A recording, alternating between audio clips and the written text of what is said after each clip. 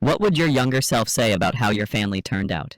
If you ever want to measure love without a single romance song or family photo getting in the way, watch Who Gets the Umbrella When the Sky Breaks Open and Who Is Told to Toughen Up and Run, because that was my childhood in one sentence. A steady forecast of drizzle for me and sunshine for my brothers, who were treated like little princes while I learned to read weather maps and keep a dry sweater in my bag. The running joke at home, and I say joke with that tired smile you give the dentist, was that Mark had leadership energy, Ryan had entrepreneur spirit, and I had a good attitude. Which is the kind of compliment people hand to the waitress who forgot your fries but apologized nicely. Birthdays came with bicycles for them and a coupon book for me. College came with a car down payment for Mark, a second chance semester for Ryan, and a stern lecture for me about how women who get too educated turn difficult, which my mother said like it was a public safety announcement. I kept my head down, got my degree anyway, and paid my loans on my own schedule, with my own tips, my own late nights, and my own chipped coffee mug that felt like a trophy in a house where no one liked my wins unless they could take a bow for them. I didn't cut my parents off in a dramatic lightning bolt. It started with a drizzle of small no's that made me feel almost dangerous. A no to driving Ryan to the airport at 4 in the morning because he had an early hustle. A no to editing Mark's performance review because you write like a girl, make it punchier, and a no to Sunday dinners where I was expected to bring dessert, bring energy, and bring patience for the ritual where Dad recited the accomplishments of his sons like a sportscaster with a personal stake in the playoffs. The final straw came dressed like a celebration, a white tablecloth, a linen napkin that smelled like starch and lemons, and a family dinner for Mark's promotion at a steakhouse where the waiters wore ties and my mother wore the smile she saved for strangers she planned to impress. It was one of those rooms that hums with other people's good decisions, a place where you can't hear your own doubts over the sound of prime cuts arriving medium rare. Dad raised his glass and did the voice he does when he wants the room to know he is a man who built things with his hands, even if those hands now mostly lift golf clubs and remotes. He called Mark a natural leader who had carried the family banner, called Ryan a grinder who takes swings other men are afraid to take, and then, because fate has the sense of humor of a late-night comedian, he said I had a good heart, and maybe should have been born a son, because then I'd have a little more fire. The table laughed the way people laugh when they think kindness is cheap, and the woman at the end of the table will forgive them, because she always does. I set my fork down with the kind of care that makes a sound in your own head, and I realized I wasn't sad anymore. I was simply done, like a kettle that stops shrieking because the flame is out. I did not throw wine or deliver a speech that would set TikTok on fire. I stood, lifted my water, and told a truth that fit in one breath and tasted like freedom. I said I was proud of my brothers, that I wished them well, and that I had decided to retire from the unpaid role of family pep squad and designated driver of everyone's feelings, effective immediately, which I said politely enough that the waiter actually smiled. Then I thanked my parents, sincerely and without sugar, for teaching me that people show you who they are when they think you cannot leave, because that lesson paid for my sanity and, as it turns out, for dinner, since I had already asked the server to split the check. And I slid my card for only my meal and the tip for the woman who kept refilling my water like it was a lifeline.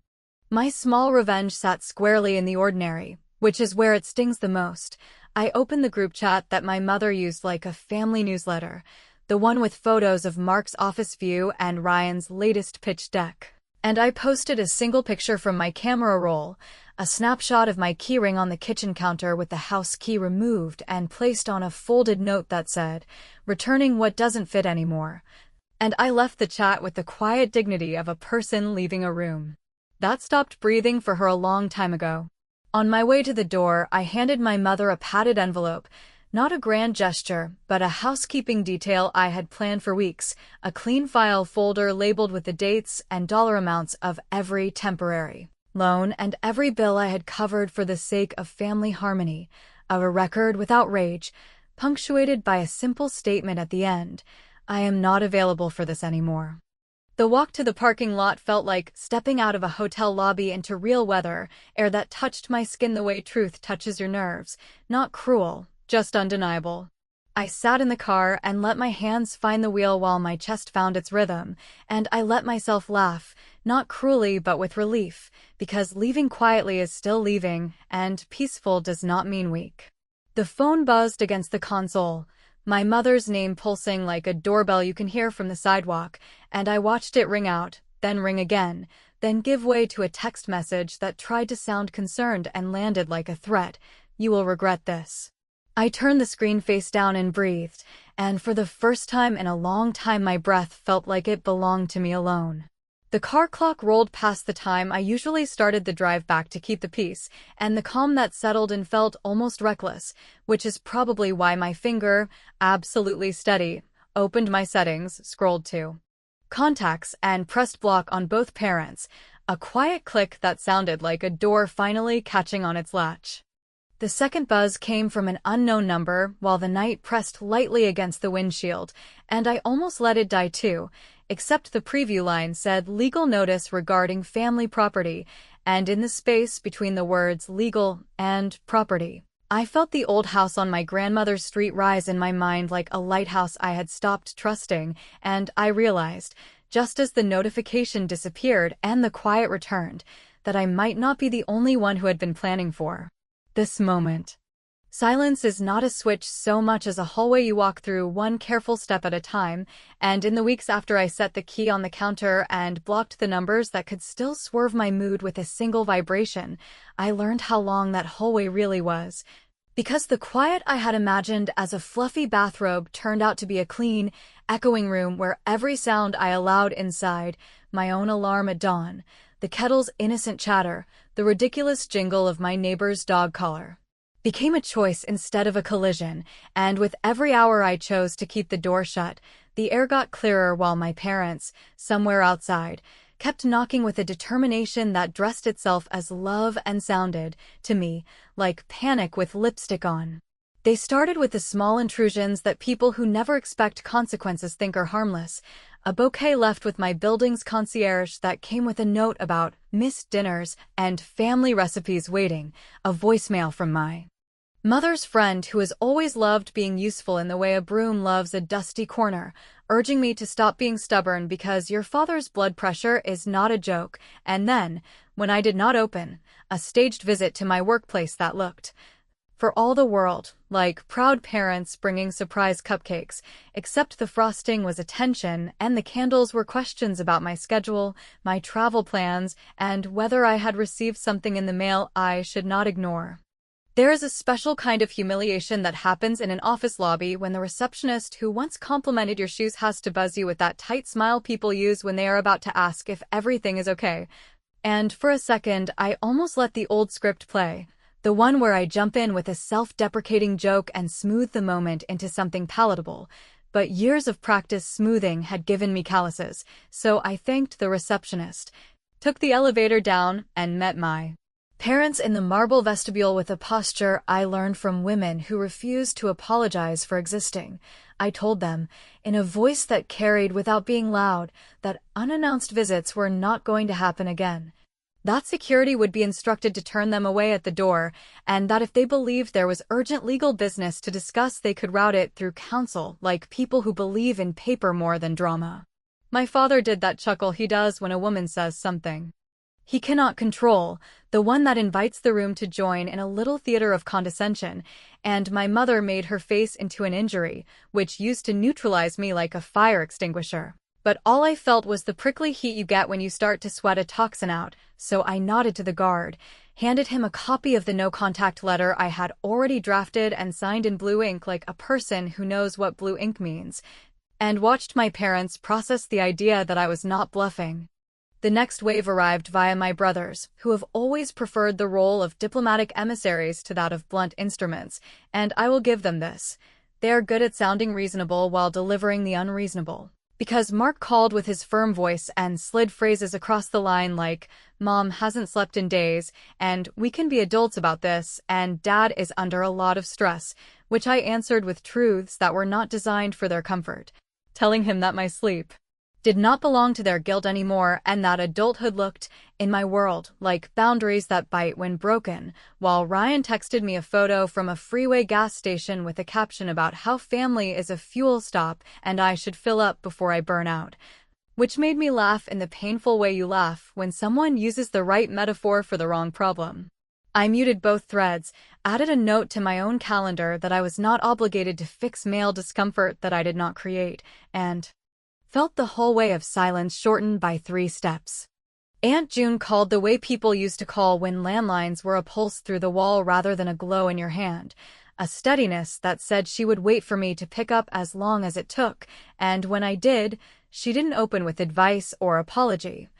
She opened with my name and the sentence that punctured the balloon of my doubt with surgical kindness. Do not go back to soothe them, not yet, because they are not after your heart, they are after something on paper, and the second you walk in, they will try to wrap both into one knot you cannot cut without bleeding. She had a way of saying dangerous things like a woman discussing recipes, which meant nothing she said sounded hysterical even when it should have, and as she told me there were whispers about the old house and the way our grandmother had arranged things before she left.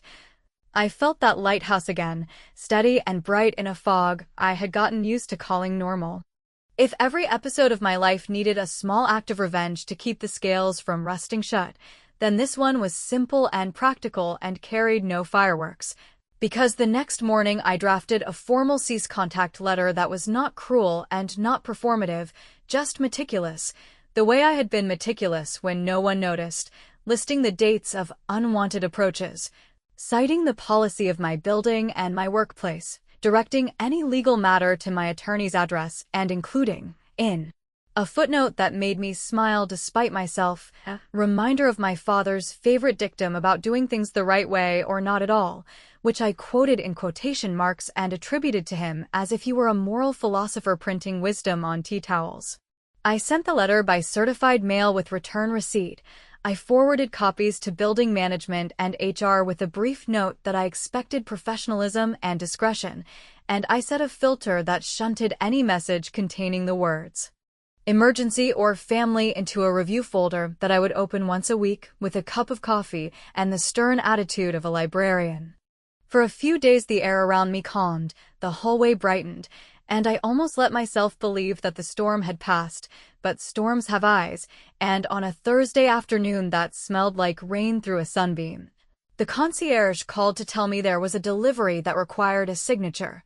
A thick envelope from a firm whose name I recognized not because they had ever represented me, but because my parents liked to drop it at barbecues the way some people name-drop celebrities, and when I took the courier's pad and signed my name with that shaky confidence you get when life feels like a test you studied for without the right book, I turned the envelope in my hands and saw the line through the window pane, not to my address, but to me, personally and precisely. And I understood, with that cold clarity you get before a car skids, that silence had done its job and flushed the truth to the surface, because whatever they wanted from me was now dressed in letterhead, numbered, and waiting to be opened. The envelope sat on my kitchen counter like a secret that had been rehearsing for years, and when I finally lifted it, feeling the weight of every page pressed between my fingers, I realized that the world I had carefully built in silence was about to intersect with the world my parents had always assumed belonged to them, a collision that could either shatter or illuminate the truth depending on how I chose to hold it. And I held it firmly, because I had learned that hesitation is a luxury, reserved for those whose boundaries are negotiable. The letter inside was formal, sterile almost, the kind of language that masquerades as courtesy while hinting at urgency, demanding a meeting to resolve family property matters that I had neither initiated nor consented to, and the ink was precise. The paragraphs numbered, each one an accusation wrapped in polite suggestions, a combination that made my pulse quicken not with fear but with anticipation, because for the first time I could see clearly the machinery of their desperation laid out in print. I set the envelope down beside my coffee, which had cooled into a shape of its own neglect, and I thought of the house on Grandmother Margaret Street, the one place I had felt recognized not for utility or compliance, but for simply being. A place where laughter had been permitted to be loud and mistakes had been understood as human rather than evidence of inadequacy, and I realized that my parents had always assumed that ownership, physical and emotional, meant control. And they were about to learn that it does not. I spent the day tracing the threads that led to this moment, opening dusty boxes of paperwork I had inherited by accident and inheritance, but I treated with meticulous care, each document a testimony to the fact that my grandmother had quietly,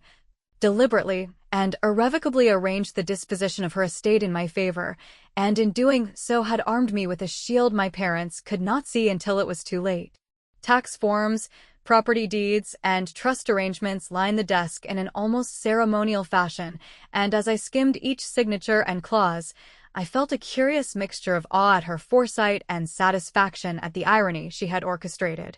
Because the very people who had overlooked me for decades were counting on their assumed authority to bend me, when all along, the foundation of their power was already mine. I made notes, precise and organized, creating a narrative not of revenge yet, but of preparation, because I understood, as clearly as anyone can, that a confrontation with my parents now would require both patience and strategy, and patience, in my world, had become a muscle I exercised daily. By evening, I could hear the faintest echoes of their unease reaching me in indirect ways. A neighbor mentioned seeing a luxury car parked unusually long at my building. The concierge alluded to several phone calls from people with names I did not recognize. And my brother's messages became increasingly coded, referencing events and documents as if they were speaking in riddles designed to provoke compliance, and I could not help but smile at the futility of it all, because the more they tried to manipulate, the clearer the architecture of my security became, an invisible fortress built on foresight, legal documentation, and years of emotional resilience. The juxtaposition of their frantic energy and my calm scrutiny filled me with an almost scholarly satisfaction, the kind that comes from seeing cause and effect align perfectly while the actors remain oblivious to their own roles. Late that night, as I sat at my desk with the envelope finally opened, I discovered the full extent of what my parents had assumed they could demand, and it was almost cinematic how the numbers, the property lines,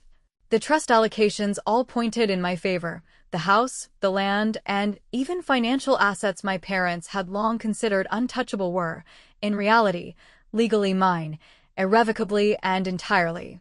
And the realization settled over me with a quiet gravity, because this knowledge was power, but it was also responsibility, and I felt a deep reverence for the grandmother who had seen me clearly, even when everyone else refused. I drafted mental scenarios for confrontation, testing each one in my mind with the care of a chess player planning several moves ahead, knowing that the true drama was not in my actions, but in the anticipation of their realization.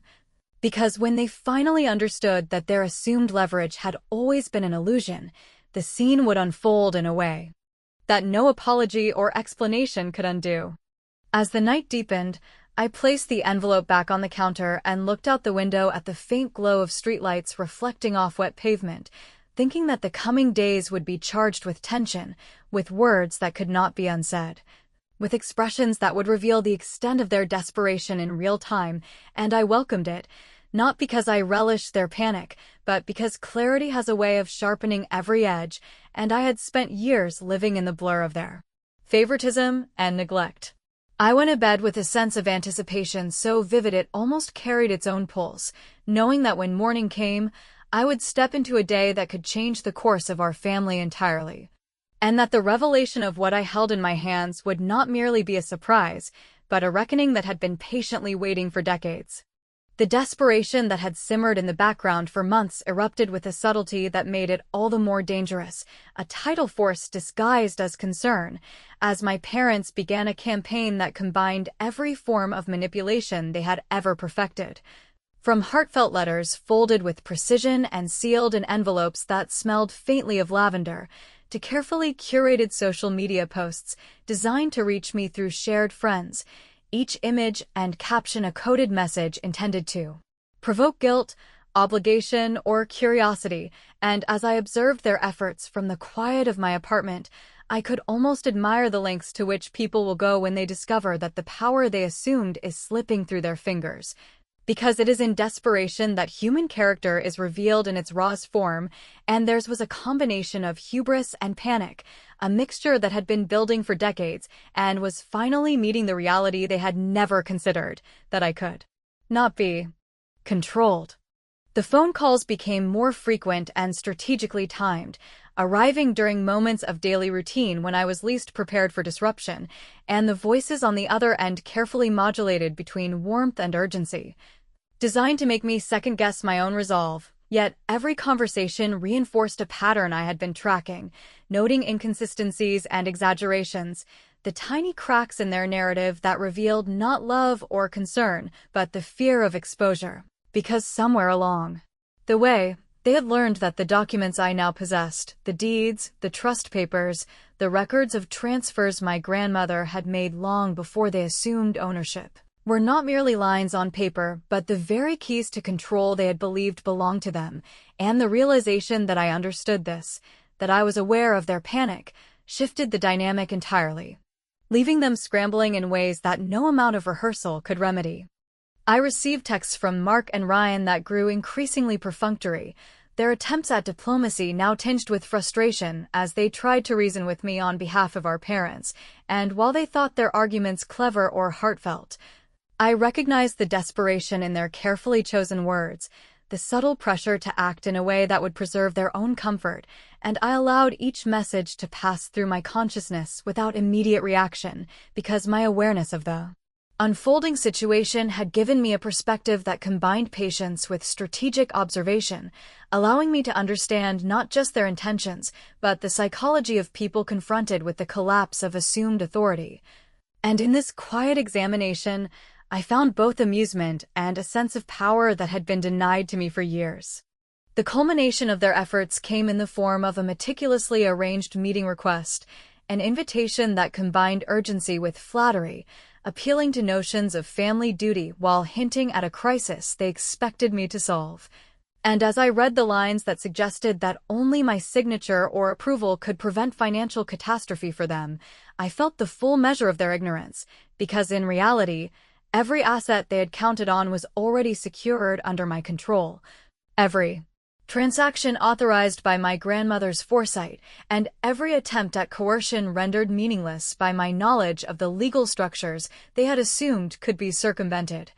And I understood in that moment that their desperation was a reflection not of circumstance, but of the failure to recognize the consequences of their own actions, a lesson that would unfold in a manner both inevitable and deeply satisfying.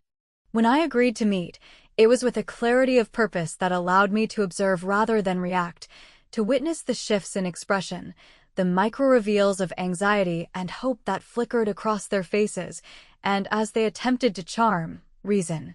and manipulate, I felt the calm assurance that came from knowing that the outcome of this interaction had already been determined by their own oversight, and as the conversation progressed, the subtle reveal of documents and confirmations of ownership of bank agreements already settled allowed me to orchestrate their panic with precision, watching their eyes widen as each carefully constructed argument collapsed in real time.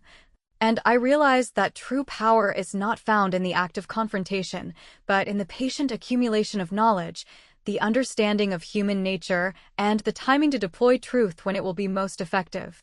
By the time the meeting concluded, my parents were visibly undone, their composure fractured, their carefully maintained personas of control exposed as nothing more than thin veneers, and while I could have delivered verbal gloating, I chose instead a quiet assertion of finality, a composed articulation of my position that left no ambiguity, and as I walked away from the table, leaving the documents in their presence, I felt the weight of years of neglect lift,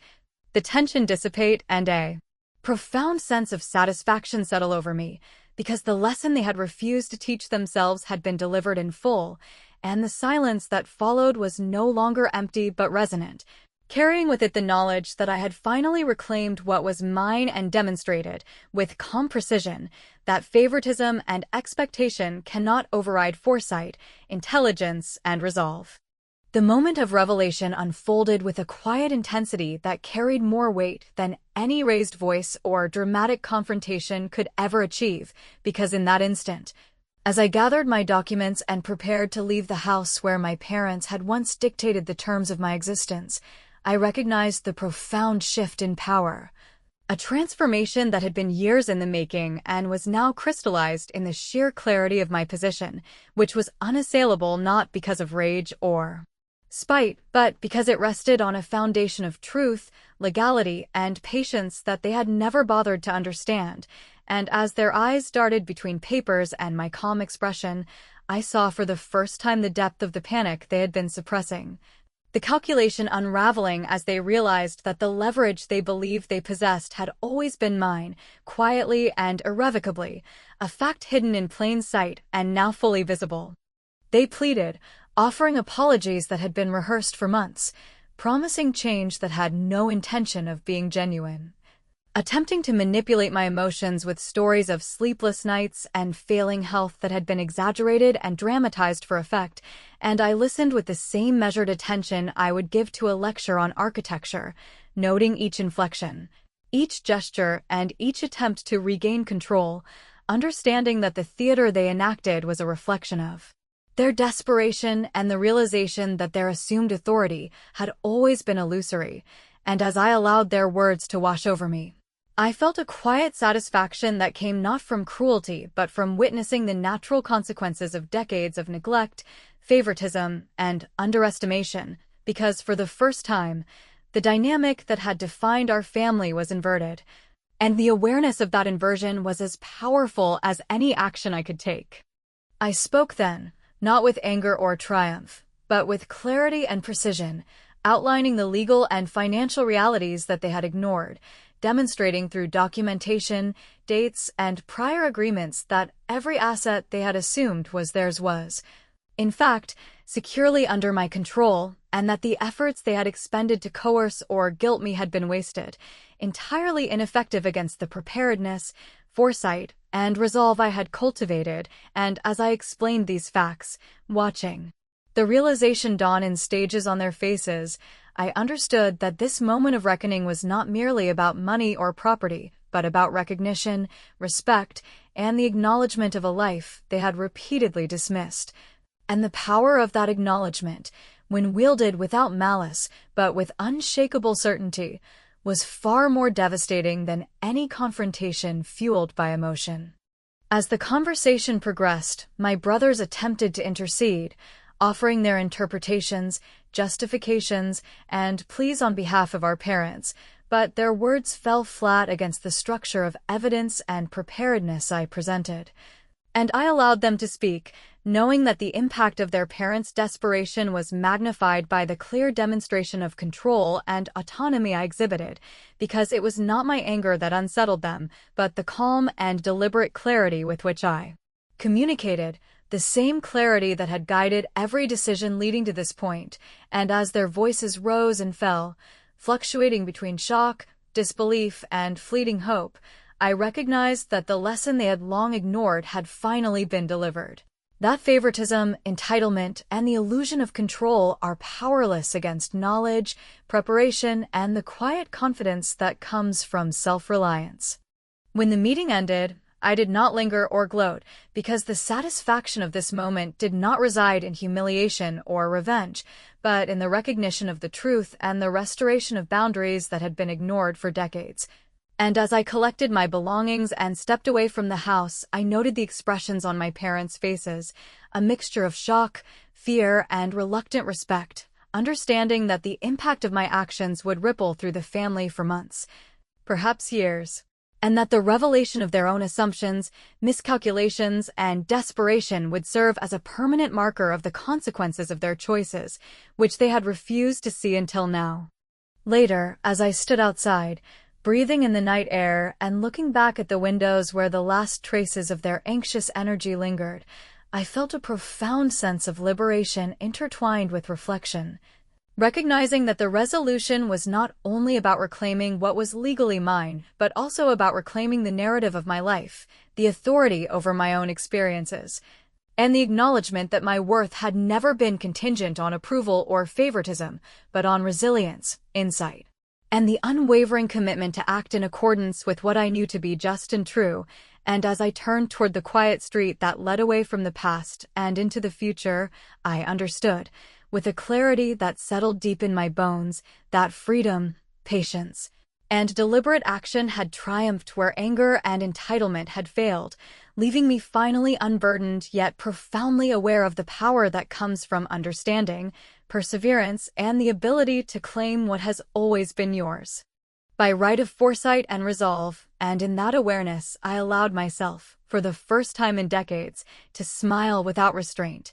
carrying with me both the peace of victory and the quiet acknowledgement of the lessons that had been learned too late by those who had once assumed they could shape my life at will.